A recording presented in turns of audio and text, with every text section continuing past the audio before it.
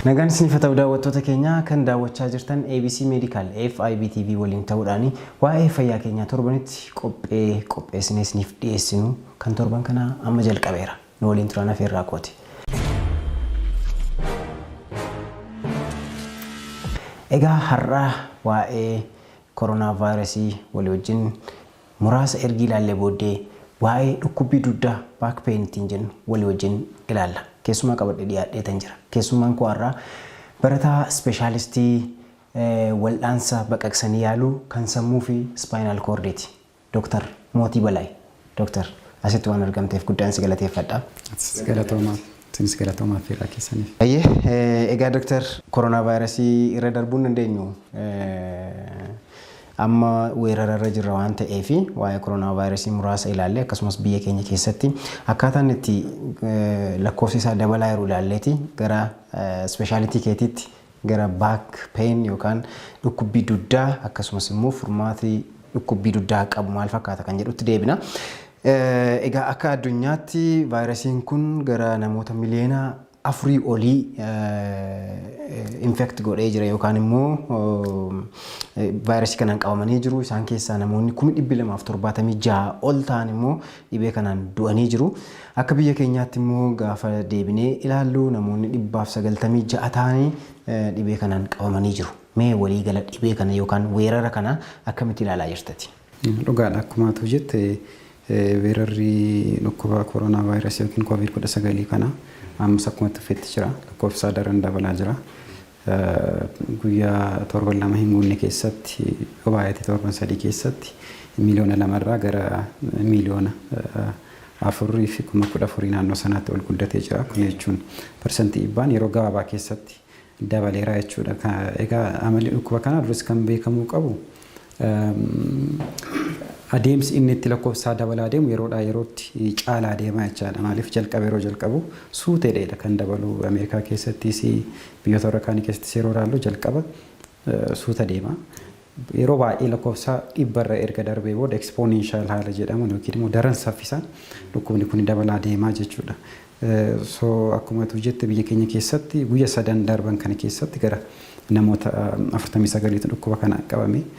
Dura garuu yeroo ilaallu nama 49 dhaqqabuuf yoo xiqqaate gara torban lama fi isaa olii nutti fudhatee jira. Kana jechuun ji'a kana booda immoo yookiin immoo ji'a 2 kana booda immoo haalitti dhukkubni kun dabalaa deemu baay'ee sodaachisaa ta'uu mala. Kanaafuu amaluma dhukkubichaati duras irra deddeebinee waa'ee kana irratti to'ataa turre. Akka ogeessota fayyaa Oromiyaattis akka biyyaattis waliigala uummanni keenya yookiin hawaasni keenya akka hin daganne amalli dhukkuba kana suuta daran dabalaa akka deemu hubatanii of eeggannoo jiru cimsuun baay'ee barbaachisaa ta'a jechuudha. Egaa mee Dr. lakkoofsa gidduu kanaa gaafa ilaallu keessumaa jalqaba dhibeen kun biyya keenya keessatti gaafa ergi galee booddee dhibbantaadhaan gaafa hirru garri dhibbantaa 60 namoota biyya alaadhaa galanii biyya kana keessa jiranidha. Mandatory quarantine yookaan immoo lafa isaaniif qophaa'e biyya alaatii gaafa dhufan lafa isaan turan keessatti namoota turantu qaba. Dhibbantaan 20 kan ta'u immoo namoota xuxuqqii namoota kan biraa wajjin qaban akka ta'e ni argisiisa. Namoota confirmed ta'anii wajjin xuxuqqii kan qabanii dhibbantaanii 15 kan ta'u immoo biyya alaa kan hin deemne xuxuqqiis kan hin qabne shakkii kan qabanii akka ta'e argisiisa. Warri kaan immoo sababii hojii isaaniitiif kan jedhu jira parsantiin 5 wayii kan ta'u jechuudha. Amma garuu lakkoofsi engadda argine namoonni 49 guyyaa 2 keessatti qabaman suni baay'een isaanii dhibbantaanii baay'een uummata keessa kan jiran akka ta'e ni argisiisa. Ammas community keessa yookaan immoo biyya keenya keessa namoota keessa dhukkubni kun faca'eeraa jechuu dandeenya. Akkasumas immoo eeggannoon uummati keenya gochuu qabu maal ta'uu qaba karaa kana? Dhugaa jettee amma wanti baay'ee yaaddeessaa ta'e argamu lakkoofsa isaarra iyyuu amma dhukkuba kana eenyu irratti argame namoota akkamiitu infekshinii kana godhatee qabaatee isa jedhudha. Egaa akkuma dura jette dhukkubni kun beekamaadha biyya alaarraa gala. Kanaafuu jalqaba namoota biyya alaarraa dhufan irratti mul'ata. Sana booda suutaan hawaasa keessa gala. Baay'ee sodaachisaa kan godhu ispeeshaalii biyyoota akka kan keenya diinagdeedhaan xiqqoo duubatti hafoo ta'an keessatti hawaasa keessa yoo gale hawaasa kana keessa adamsanii qabuun baay'ee ulfaata. Maaliif namoota biyya alaarraa dhufan kwarantiinii keessa jiran yeroo gabaabduu keessatti yookiin immoo lokaalaayiz godhanii hammatee qabachuun ni danda'ama. Garuu akkuma ati jette lakkoofsi amma dhiyeenya kan argaa jirru namoota biyya alaa dhufan faanas wal quunnamtii kan hin qabne namoota dhukkubsatan faanas wal quunnamtii kan hin qabne namoota akkasii irratti hawaasa keessattidha kan mul'achaa jiru. Kuni maal agarsiisa? Community spread yookiin community transmission haala jennu ifatti mootummaan community transmission yookiin spread yookiin hawaasa keessa faca'insa eegaleera jedhamee ibsamuu baatullee mallattoon amma nuti argaa jirru isa fakkaata baay'ee sodaachisaa. Kanaafuu hawaasni keenya daran of eeggannoo isaa cimsuu qaba. Inni kaan chaalenjiing yookiin immoo baay'ee sodaachisaa kan godhu baay'een isaanii dhukkuba kanaan yoo qabamanii mallattoolee agarsiisuu dhabuu danda'u. Mallattoo kan agarsiisan parsantii 15 fi isaa gadi. Kan agarsiisan 85 nimooniyaa yookiin immoo dhukkuba sombaallee qabaachuu dhiisuu danda'u qufaa fakkaata.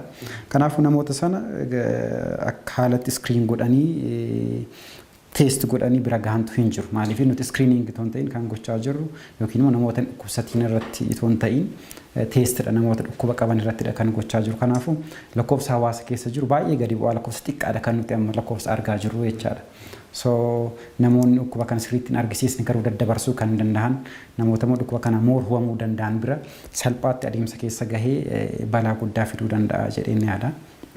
So akkasitti hubatamee hawaasni keenya of eeggannoo dura jirurra amma moor caalaatti cimsee nama kamiiniyyuu nama wajjin jiraatu hiriyaa ta'uu danda'a namni keenya yeroo baay'ee nama hin beekne irraa qofa of eega. Garuu dhukkubni kun kan dhufu nama nuti beeknu nama wajjin oolurraa ta'uu mala. Kanaaf nama kamiiniyyuu faana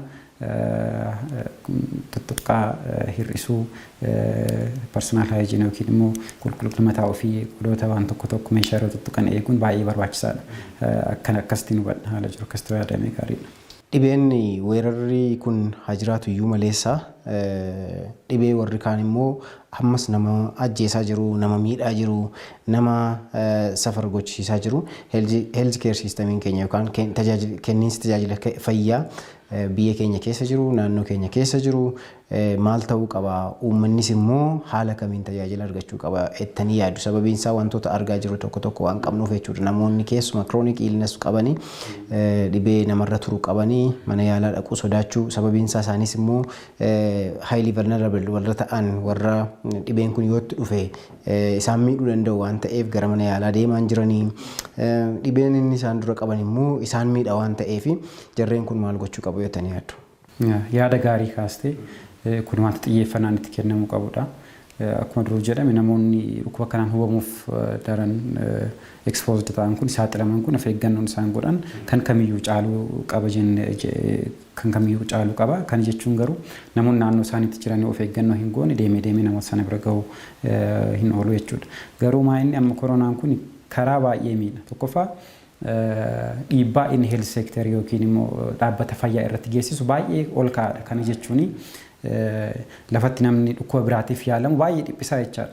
Namni keenya namoota dhukkuba kanarraa dandamata lakkoofsaan qofa ilaaluun yookiin immoo namoota hammamii ajjeessa jedhu qofaa ilaaluun dagatamuu hin qabu. Garuu namoonni dhukkubsatan kun yeroo baay'inaan gara hospitaalaatti deeman namoonni yaalii biraa argachuu qaban haadholiin iddoo bakka da'umsaa hin dhabu namoonni dhukkuba onnee qaban namoonni dhukkuba sukkaaraa yeroo gabaabduu keessatti isaan lubbuu isaanii gaaga'uu danda'u iddootti yaalaman hin dhabu jechuudha. Kanaaf akkasii ta'uu yaadamee dhiibbaan koronaan kun geessisu dhukkubicha mataa isaarraa qofaa kan hafe dhukkubsattoota gara biraa irratti illee bakka isaanitti yaalaman dhiphisuu dhaabbata fayyaa kana baay'ee akka dhiphatu gochuudhaan lubbuu namoota baay'ee dhukkuba biraatiin illee akka dhabnu ni taasisa jechuudha. Akkasitti yaadamee gaariidha. Kanaafuu kenniinsi tajaajila fayyaa keenyaatti fufiinsa kan qabu akkasumas immoo keessumaa warra koronaa hospitaalli koronaatti yaalamuu fi hospitaalli warri kaan itti yaalamantu sirriitti gargar ba'anii kan jedhu anis yaada qaba. Sababiin isaa namoonni sodaatanii dhibee warra kaaniin immoo akka hin miidhamneef. Egaa nutis immoo akka ogeessotaatti waan qopheessine ni qabna. Fakkeenyaaf laayinii 724 irratti namoonni dhibee garaagaraa qaban bilbilanii yoo doktar jedhanii yoo hakima isaanii dubbisuu barbaadan akkasumas qorichi isaanii yoo jalaa dhume kan itti tajaajilaman qopheessinee jirra. Egaa daawwattoota keenya 724 yoo doktar jettanii yoo bilbiltan nu argachuu dandeessu jechuudha. Gaaffii garaagaraas yoo qabaattan.